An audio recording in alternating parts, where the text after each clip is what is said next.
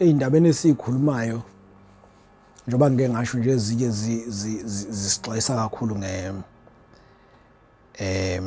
zisixwayisa zisinika empeleni zisinika zisihlomisa ngokuthi sikwazi ukubona ingozi iseza. Vele-ke kokunye ngeke ukwazi ukubona ingozi iza.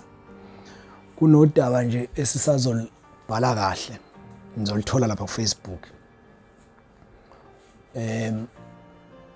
Udaba ngalibhalelwe insizwa yangapha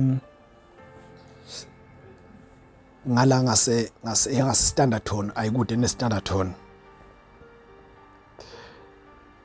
Lensizwa uyabona into yokukhipha imali ngoDisemba, mhlawumbe kade nibeka imali nani lokhu kubeka imali nenza ama stop order bese uyikhipha ngoDisemba, uyikhiphe noma ungakayazi ukuthi uzoyenzani, uyikhiphe ngoDisemba bese ibase ekhaya.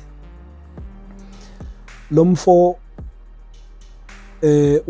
wathi kade eyikhiphile le mali isekhaya nje ngabo December 24, 25, 26 lapho nje ngamaholide. Imali ihlala endlini yakhe, wayesebiza intombi yakhe ukuthi intombi yakhe nje iyavakasha vele ekhaya. Uthi ke lo mfo mayesevakashile bese ihamba intombi after yahlala ngaloma 2 days 3 days yayisiyahamba.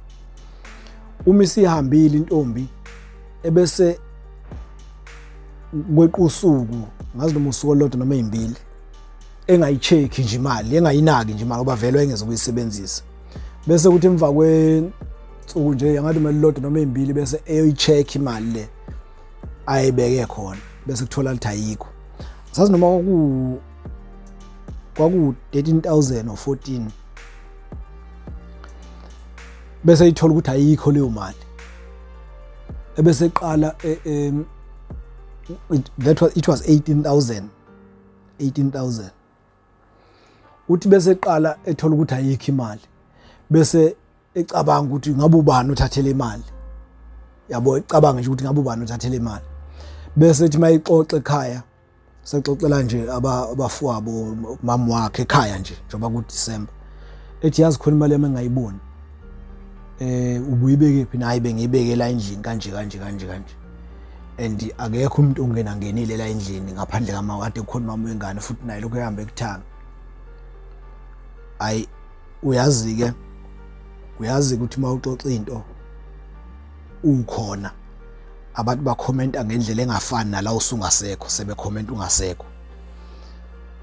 Uthi lo mfo ubese mayixoxa nje ekhaya ukuthi awuyazi kunemali yami engasayiboni kanje bayazi ke ekhaya phela kunemali ade ayibekile bese bethi ekhaya ngabe sithi futhi nomama wengane ngeke umama wengane yakho athatha imali engaka ngabe uyithathelana, yabona.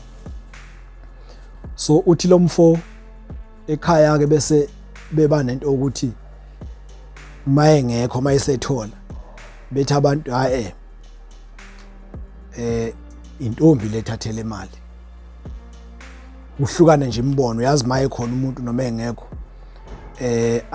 abanye mawukhona abasho ukuthi intombi kodwa maye ngekho lo mfo bayasho ukuthi umuntu othathele imali intombi, showcase umuntu othathele imali intombi.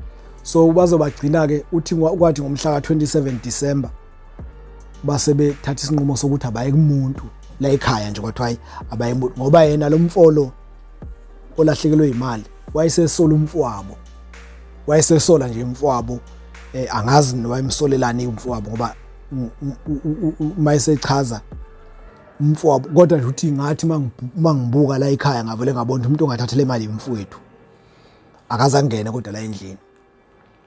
Bagcina ke sebevumelana ngokuthi abaye kumuntu naye lo mfo mayisengichazela uthi lola walahlekelwa imali ngesikhathi beya kumuntu beya ngeqholo kumuntu uthi naye waye nento ethi umuntu uzofika ethi umfowabo umfowabo otshotsa imali. Uthi mabefika lapha kumuntu usethi ke uthi usethi umuntu usethi umuntu uthi umuntu usethi wena kuphansi kweinyawo zakho wena esho kulensizwe lahlekelwe imali ithi le mali enizoyifuna la iphansi kweinyawo zakho.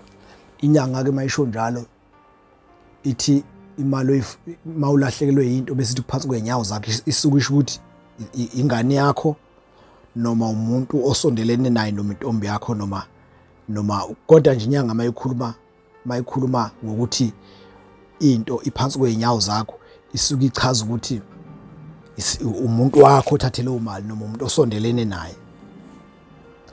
Uthi lo mfo yafika athi inyanga yakho phansi kweinyawo zakho, base uthi wabuza lo mfowabo ukuthi mawuthi phansi kweinyawo usho ukuthini.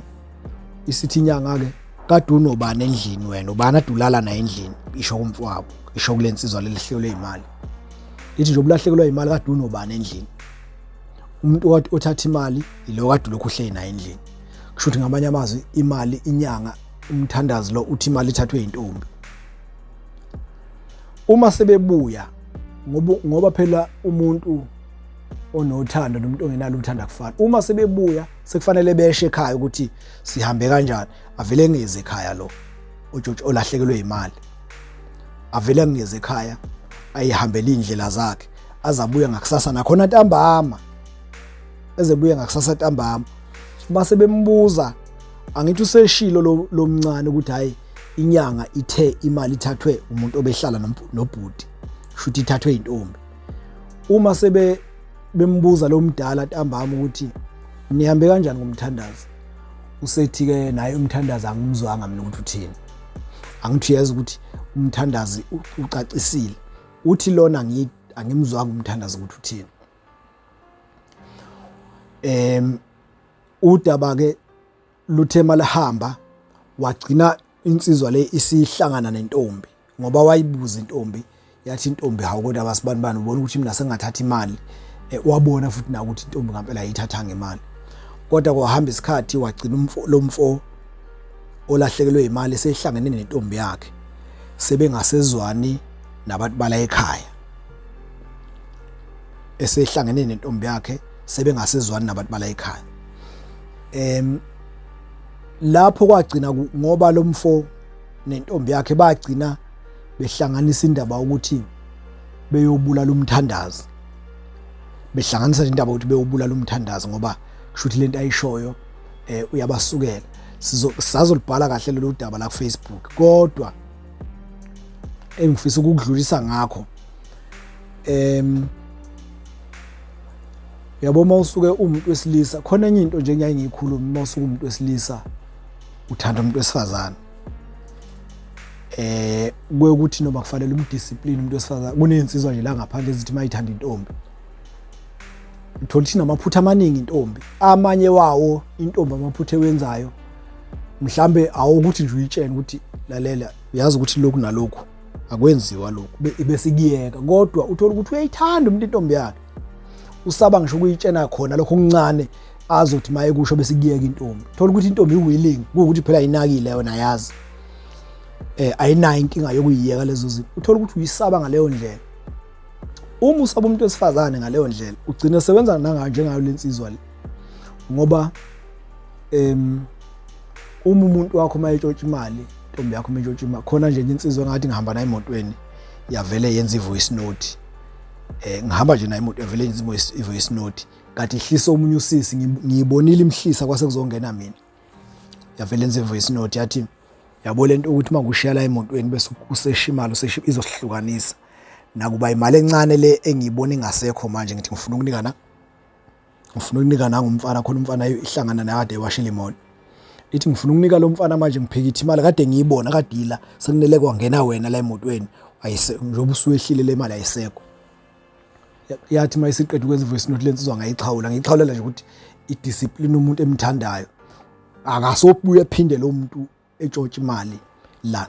So nayo lensizwa makuwukuthi intombi yayo eyatshotshwa imali, sasingekho isidingo sokuthi lokhu ibaleka ukuthi umthandazo utheni. Kufanele idiscipline nje kahle, ngoba uma umuntu wesilisa uhlelo ukudiscipline intombi ngenxa ukuthi uthando lwayo lukhulu noma luningi kuyona, uzogcina ungayidisciplinanga ngisho ezintweni ezincane nje obuzothi muzisho bese iyayiyeka intombi. Kodwa ke sizolibhala kahle lolu daba lude lude kodwa bengilukha nje phezulu. Sizolibhala kahle lapha ku-Facebook ukwazi ukulilandela. Bayazi-ke abasilandela ku-Facebook ukuthi sibhala kanjani masibhala. Mase sibhala asidlali, siyabhala nje lokhu kwangempela. Bazolilandela luda ngoba lunesifundo esikhulu. Esikhulu kulabantu abahlushwa uthando kakhulu. Labahlushwa uthando abangakwazi ukucontrol. Lunesifundo nje esikhulu, sizolibhala kahle. Siyabonga.